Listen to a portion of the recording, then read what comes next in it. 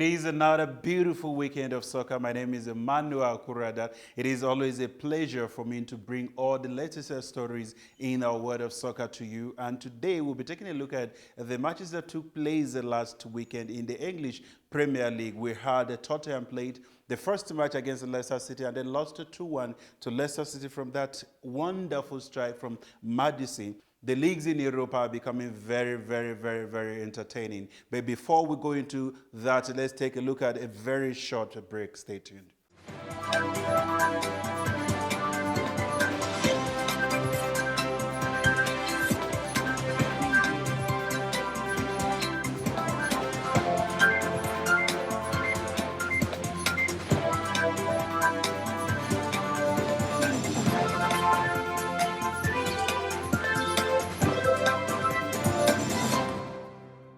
Welcome back, and we'll be taking a look at, like I said earlier, we're taking a look at the stories that are coming in our leagues that took place in Europe last weekend. We had Tottenham play the first match against the Leicester City, and then, they led 1-0, but they lost 2-1 to Leicester City. Leicester City is looking like a team that actually want to stay in the English Premier League this season. And Madison, that wonderful strike coming from him, gave the Leicester City side a 2-1 win over Tottenham. Now, I don't know what happened to Tottenham, but that wasn't their best performance. We have Manchester City bounced back. Hey, when these guys want to score goals, they score goals like they're drinking water. I'm telling you, it was fun for the City side who demolished the Watford side 8-0.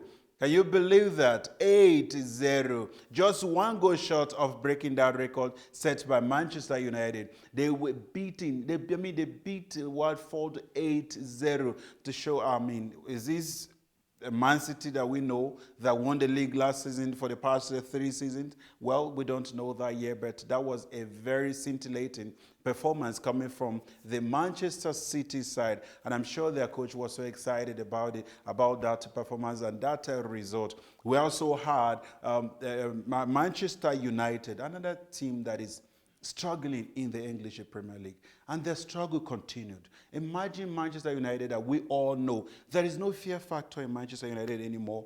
There is no the fear coming from the opponent. The smaller teams now are taking the game to Manchester United. They are playing Manchester United without fear. When they hear Manchester United, they believe in themselves that they can get 3 points from Manchester United. And I don't know what is happening to this coach. The selection, he's not getting it right. Every time he goes into the match, even if they win, they manage, and you could see that. You see the frailties in the team, in the defense, and then in the midfield, they're giving the ball out, and there is no one to command. What is happening to Manchester United? One can argue, though, that there's no character in that team. There is no leadership in that team. They're not, you can look at the team. From the start of the game, you will see that the Manchester United that we used to know is not the same Manchester United anymore. We don't know what is happening. We don't know what the coach is telling them. We don't know what is behind closed door. But what we can see on the pitch is just very embarrassing for a team that is one of the best teams in the world and the best team in England. Whether you like it or not, winning trophies or not, we have known Manchester United to be consistent in getting results and winning trophies. But that wasn't the case. They lost 2-1 to a West Ham side managed by Pellegrini, former Manchester City coach. Imagine this, losing to West Ham 2-0. What is going on? Social, what is going on? What is going on? And I'm sure it's a question that a lot of Manchester United fans are asking. Are they going to bounce back? Or is the Manchester United side going to remain the way they are and not even be able to qualify for Champions League next season? Hey, the season is too early. But I tell you this, you start from 0 right to 100. So if you cannot be getting these 3 points, cannot be getting 1 point, trust me, before you know it, you are in the middle of the season and it will be very difficult for you to bounce back. And that is what we're seeing in the Manchester United so far in this season. We don't know if they're going to turn things around and then be the Manchester United that we all know, or is going to continue like this. Well, we have to leave it there and then wait and see if that is going to be the case. Another team also in the English Premier League that surprised us was Arsenal against Aston Villa. Well, like I say to you all the time, on paper, a lot of people expected, myself included, expected Arsenal to win that match. But when they went in there, they got a shock of their lives with Aston Villa taking a lead, and then Arsenal got a red card. But trust me, the Gunners this time around did not falter. They came back, they equalized 1-1. Aston Villa immediately went ahead. Arsenal came back again 2-2, and that talisman as Aubameyang scored the winning goal. And Arsenal got the 3 points. They were 10 men, and they got 3 points against 11 men Aston Villa. Now, I'm sure that was a very disappointing performance from the Aston Villa coach, but hey, we have to give it to the Arsenal side. When somebody does something good, you have to give it to them. And when they do something bad, also you need to talk about it. And we have to be fair. Arsenal gave their all, and that was a result from that guy. Again, this is the guy was on form, or was on fire. He played very well, and he helped his team get 3 points against Aston Villa. That was a very beautiful performance. I applaud Arsenal team for that wonderful performance. And also we look at another team also, Chelsea. Chelsea played against Liverpool. Well, to a lot of people that was expected, but it was a different performance from what we saw in the UEFA Super Cup. We saw a Chelsea side played Liverpool. Liverpool won that one 2-1, but I mean, it was a very good performance. We have wonderful goals scored from Arnold in the Liverpool side. And, you know, we will look at, when you analyze that team, you look at the performance. In the second half, Chelsea came back. They bounced back, and they tried with that. It's that very wonderful goal coming from N'Golo Kante. He scored that goal, but then Chelsea were unable to come back. And then I say this, and I'm going to reiterate what I've been saying, that I am against VAR. I am against VAR. If it wasn't for VAR, Chelsea would have been 3-2 because they scored one goal, they disallowed the goal, and they got a penalty also. The VAR refused to give it. The referee did not even check it. And I mean, that was a clear penalty. We've seen that given since they introduced the VAR, but that wasn't the case with Chelsea, and they've suffered another defeat in the hands of Liverpool. Anyway, it was a well-deserved victory for the Liverpool side, as a good team that they are, and playing together as a team, have well-experienced players, well-experienced coach, and you can say that these guys were very, very, very good together, and against the Chelsea side, they were able to hold their side and get 3 points against the Chelsea side. Now, let's take a look at what happened in FIFA these past week. We look at Lionel Messi became the world best player for the 6th time. Wow. Lionel Messi became the world best player. Now, I don't know what is happening, but a friend of mine actually drew my attention to something that he said. He said, let's look at Mane, for instance. He won the Champions League. He scored a whole lot of goals. The same with Salah. But these guys were not even in the final 3. The final list that came out, Ronaldo, Van Dijk, and Lionel Messi, these 2 players were not there. What is happening? And on this continent, we're busy celebrating these people. We're celebrating Messi or Ronaldo winning it. But we're not looking at the talent that we have and how well these people are doing in their various club sides in Europe. We look at, when you look at Mane, Mane gave his all. Won the Golden Boot. Salah won the Golden Boot in Premier League. They won the Champions League. They contributed a lot to the Liverpool side that won that Champions League. And you can't take it away from them. And Mane also got to the AFCON final. Hey, guys, AFCON final, that is the biggest tournament on this continent. He got to the final before he was beaten by Algeria. Yet this guy was unable to make it to the final list of the FIFA World Best Player. Now, I don't understand what the criteria are. You know, that to me, I feel Lionel Messi did not deserve. I know I'm going to get a whole lot of backlash from what I'm saying right now, but I believe in what I'm saying and I stand by it. That these people deserved to be looked at. Salah and Mane, To me, they were the best players. They deserved to be in that. Ronaldo was not supposed to be there. Messi, for me, was not supposed to be there. And now, this is my opinions. I don't know what you're going to say. I don't know how you feel about that. But I felt that these guys deserve because of their performance on the international and also the club side. Except you're telling me that even if when you win La Liga without winning any European trophy or any international trophy, you're still being given the word best. Well, that is a FIFA for you. All right, those are all we have for you in this segment. We'll be taking a short break, and after the break, then we'll be going deep into some of the matches that are coming this weekend, and we'll also be taking a look at some of the stories that also took place in the midweek. Stay tuned.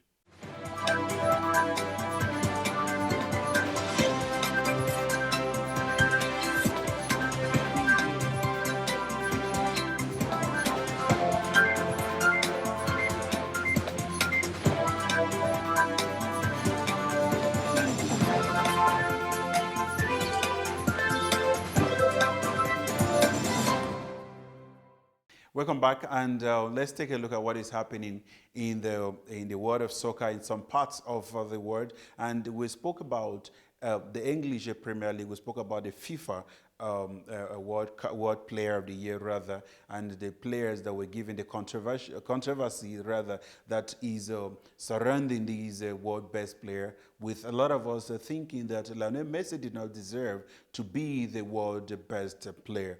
And now during the week, we had some matches that were played. We had the Carabao Cup, where Chelsea demolished Grimsby 7-1. Goals coming from Reece James, Batshuayi scoring 2, Pedro, we have Rose Barkley, we have Hudson-Odoi, and those guys, they scored the goals. And then this is I think this is a good sign for the Chelsea side and the Chelsea coach also, because looking at the team that you have right now, with some of the players coming back from injury and playing very well, the likes of Reece James and Hudson-Odoi, I think the future is looking bright for Frank Lampard's side.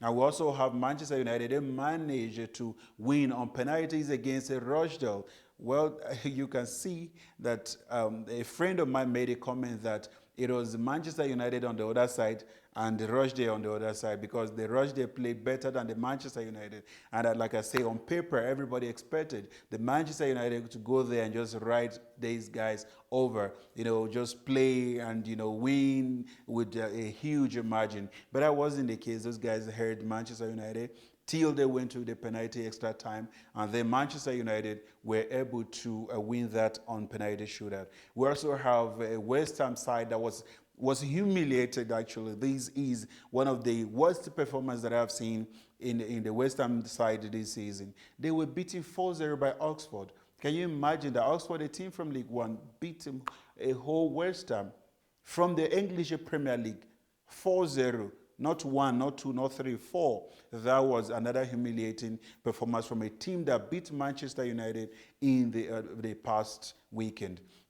We also have Arsenal. Arsenal played against the Nottingham Forest, and they also won that one. They advanced to the next stage. We have Tottenham. Tottenham were knocked out of the Carabao Cup. And now in some of the fixtures that are coming up, we have Manchester United meeting Chelsea. We have Arsenal playing against Liverpool. Those are some of the tough matches that are going to be coming in the Carabao Cup. Now let's take a look at the teams that are going to be playing this weekend. We start with Chelsea. Chelsea is playing against Brighton. Will this be the time where they finally win at home at Stamford Bridge under their new coach, Frank Lampard? Well, we don't know that, but like you see on paper, people predict and then just assume that this is how it's going to be. But, when they start playing, when the time starts, that is when you know that it's a different ball game and football has really evolved. And now we have also the Manchester United. This is going to be the biggest match that is coming this weekend. Well, biggest because it's Arsenal and Manchester United names. It's not biggest big in terms of performance, because if you're talking about biggest, there should be Liverpool, Man City playing or something. But it is Manchester United against Arsenal, and Manchester United have not been in form. They've been losing matches against teams like West Ham. So to me, I just stand here and feel that it's not going to be a difficult one for Arsenal side to also get 3 points or get something at Old Trafford. But football, you cannot predict entirely. You don't know what's going to happen until they start playing. Then you see the whole thing changes. It might be a different Manchester United side playing against Arsenal. Because it's Arsenal, we don't know. But we have to wait and see. That is another match that is also coming out. Then we have Liverpool playing against Sheffield United. Will Liverpool win this one? Well, I believe they're going to win it because I don't see any team at the moment stopping these Liverpool side because they're very good playing together as a team, despite the fact that there's been a disappointing week for some of the players, especially Van Dijk, who a lot of people were tipping him to become the world best, but he lost out to Lionel Messi. But I just pray and hope that he will bounce back and help his team to at least win Premier League this season and also go further in the UEFA Champions League. Well, we'll look at the Real Madrid side. Madrid played during the week where they played against Osasuna. We have the two Brazilian young boys in the person of Vinicius Junior, and then Rodrigo. They scored the two goals that Real Madrid were able to beat Osasuna. They beat Osasuna 2-0, and they went on top of the league ahead of Atletico Madrid, who have 13 points. Madrid have 14 points, and then they are ahead of that team. And now they just talk about this man who just won the world best, Lionel Messi, Barcelona. I don't know what is happening to the team. They're struggling lately in the league, and Madrid is ahead of them with 4 points.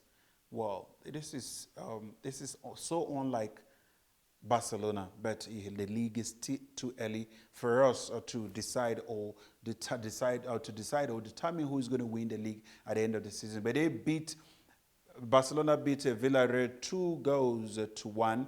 Villarreal, who have a Nigerian in the person of somewhere in their team, were unable to get something against Barcelona. Barcelona beat them 2-1. We also look at PSG. PSG lost their first match at home in 16 months, going back to May 2018. That was the last time they lost a game at home, and they lost to Reims 2-0.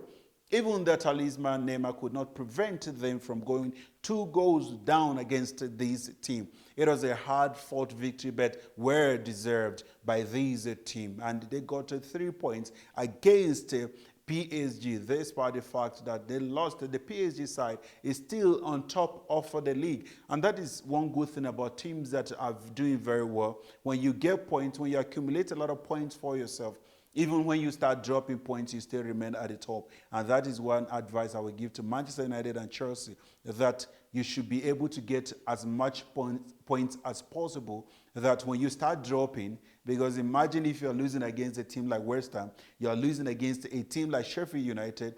At the end of the day, you're playing Liverpool, you're playing Arsenal, you're playing Manchester United, you're bound to drop more points, Baba.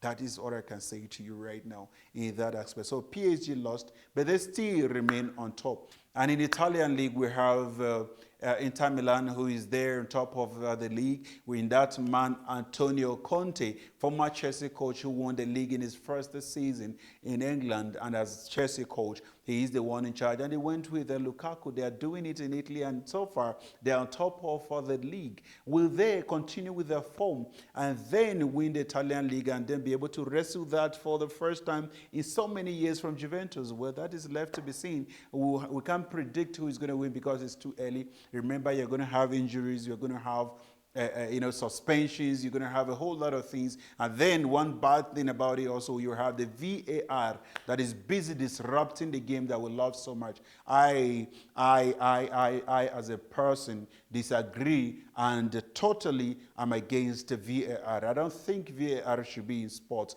because it's really killing this beautiful game. There is no glamour anymore. There is no argument about that was a penalty, that wasn't a penalty. Because any decision coming from VAR, obviously we're not going to argue about it, because these obviously are machines that they are being used, the technology that are being used to change the game. I am against this change for the reasons that I just give to you now. Yeah, so thank you very much. And I will be bringing the latest stories next week to you. I will be bringing the result of all the matches that are taking place this weekend. I'll bring the result to you. I'll bring in the news, and then we'll be talking about some of the controversial decisions that are going to be coming in our world of sports. We'll be bringing the La Liga. We'll bring in the League One. We'll bring in the Bundesliga. We'll bring in all these teams to you, and then some of the interesting stories. We're going to see the tears. We're going to see the joy. There are a lot of teams, the fans are going to be crying. Some are going to be laughing. But then will the result come as you predict them? I don't know. You have to give us your predictions, and you have to also contribute to the topics that you feel that are very interesting to you and you have interest in. That is what I can say to you on this show. And then we've come to the end of the show. I want to use this medium to say a very big thank you to each and every one of you to watching, for staying with us as RTM.